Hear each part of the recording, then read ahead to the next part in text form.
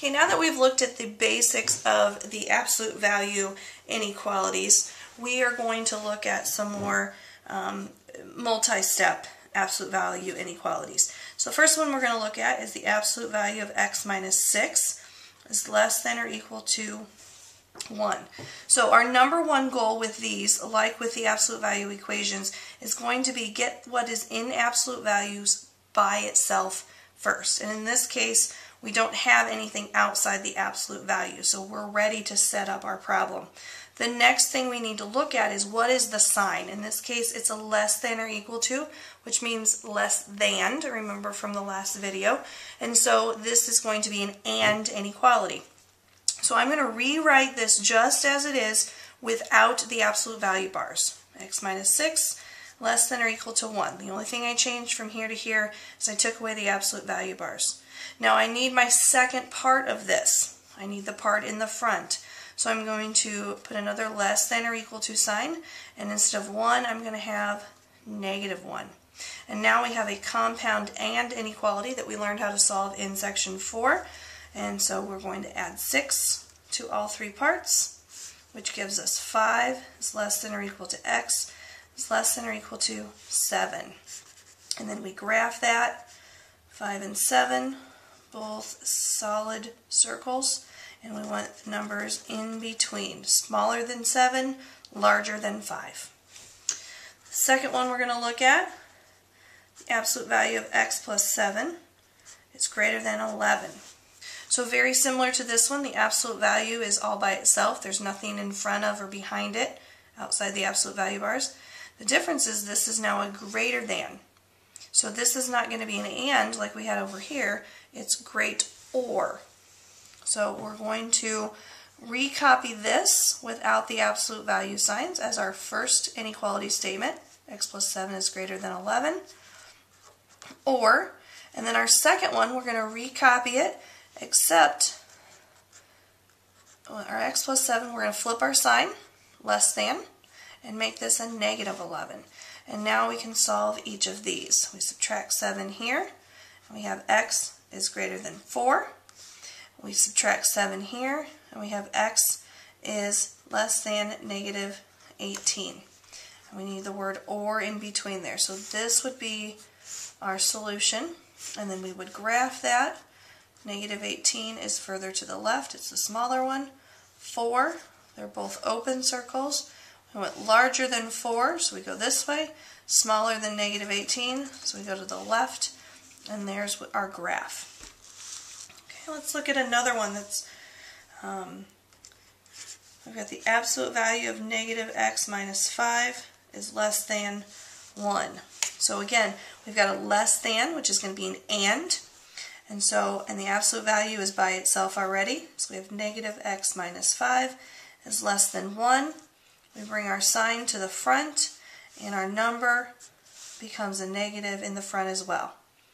Now we add 5 to all three parts, and we get 6 is less than negative x is less than, oh, that's not, that should be a 4.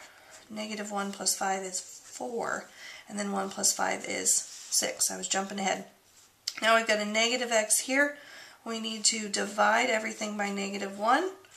And remember, we're dividing by a negative, so what do we need to do? We're going to need to flip signs. 4 divided by negative 1 is negative 4. We flip the sign. Negative x divided by negative 1 is x. Flip the sign. 6 divided by negative 1 is negative 6. And we know that negative 6 is actually smaller than negative 4, so we need to flip this around so that negative 6 comes first. So negative 6 is less than x is less than negative 4. And we draw our graph, negative 6, negative 4, open circles, and we are in between. Okay, next we're going to look at this one here. Absolute value of negative 4x minus 5 plus 3 is greater than or equal to 9. Now in this one here, we have something outside of the absolute value sign, which is something we hadn't seen yet in a set of examples. And so just like our absolute value equations, our first goal is to get this absolute value part by itself. So we need to subtract 3 from both sides. Now we have the absolute value of negative 4x minus 5 is greater than or equal to 6. Now that the absolute value is by itself, now we're ready to set up our two parts. So we look next to what kind of sign do we have. It's a greater, so it's great or, it's an or. So we're going to have two different statements. First one, negative 4x minus 5 is greater than or equal to 6. We just recopy this without the absolute value bars. Or negative 4x minus 5, we need to flip the sign, less than or equal to, and change the sign on the 6 to negative 6. And now we solve these two. We're going to add 5 here, so negative 4x is greater than or equal to 11. Divide by negative 4, so x is greater than or equal to, oh, we didn't flip our sign. We have x is greater than or equal to negative 11. I didn't flip my sign again. X is less than or equal to negative 11 over 4. Now over here we have to add 5. Negative 4x is less than or equal to negative 1. Divide by negative 4. So we have x, flip our sign, greater than or equal to negative 1 divided by negative 4 is a positive 1/4. And we've got the word or in between. So this here is our solution. And then we want to graph that. Negative 11/4 and a positive 1/4. So negative 11/4 goes here. Positive 1/4 goes here. They're closed circles. We're smaller than the negative 11/4, larger than the 1/4. And so that would be our graph. Got one more example that we're going to look at here. And that example is this. So this would be number 5. 3 times the absolute value of 5m minus 6 minus 8 is less than or equal to 13. And so this one here, notice we've got two things we need to get rid of. We've got a 3 times the absolute value, and we've got a minus 8 after the absolute value. So which do we get rid of first? Well, we always undo addition and subtraction before multiplication or division, so we're going to add 8 to both sides. So now we have 3 times the absolute value of 5m minus 6 is less than or equal to 21. Now we can divide both sides by 3.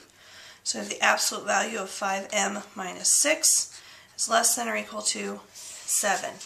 Now that we've got the absolute value by itself, now we can set up our inequality. We've got a less than sign, which means it's an and. So I'm going to recopy this without the absolute value bars. 5m minus 6 less than or equal to 7. I'm going to bring my sign to the front, bring my number to the front, and take the opposite of it. Now we can add 6 to all three sides, or all three parts, and we have negative 1 is less than or equal to 5m is less than or equal to 13. Now divide everything by 5, and we have negative 1/5 is less than or equal to m is less than or equal to 13/5. And we can graph that.